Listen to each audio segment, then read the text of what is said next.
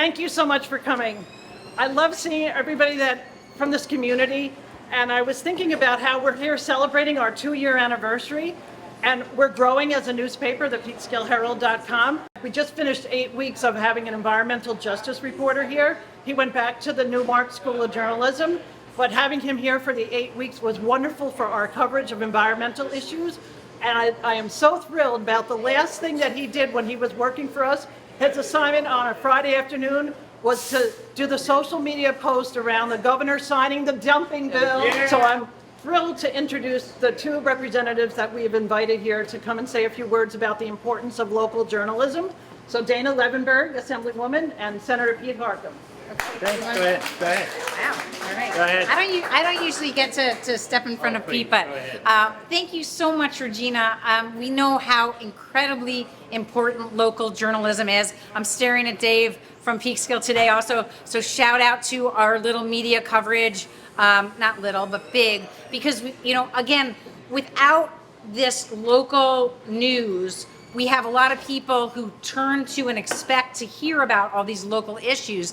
And if they don't have a source that they can count on, then there's so much misinformation that gets out there. And we know that there are these media deserts out there. So having a Peekskill Herald here in Peekskill and having all of these people supporting it who are really involved in journalism and doing a good job reporting is so important to our civic society. And we really want to make sure that people get the right information and not the wrong information into their hands and into their heads so that they can make decisions and they can advocate around issues that are so important. And I thank Dana for her partnership. This was quite an issue, the dumping of wastewater, and I've never seen the community come together like this. And local journalism, like the Peekskill Herald, is so important because we see so much of the media now is owned by corporate interests with a very strong agenda of their own, and put a slant on the news, put a spin on the news, or just report inaccurate news. And that's why it's important that there are local eyes and ears telling us the truth of what is going on in our communities. And one of the things we're blessed with in Westchester County are these weekly papers all over the county. They're the bread and butter of our democracy. Papers like Who's Herald, like the Peekskill Herald. So we're here for the 2nd birthday, as Dana said, the 20th birthday. We want to keep supporting local journalism because local journalism supports our democracy. And we're thrilled to be here to be in support.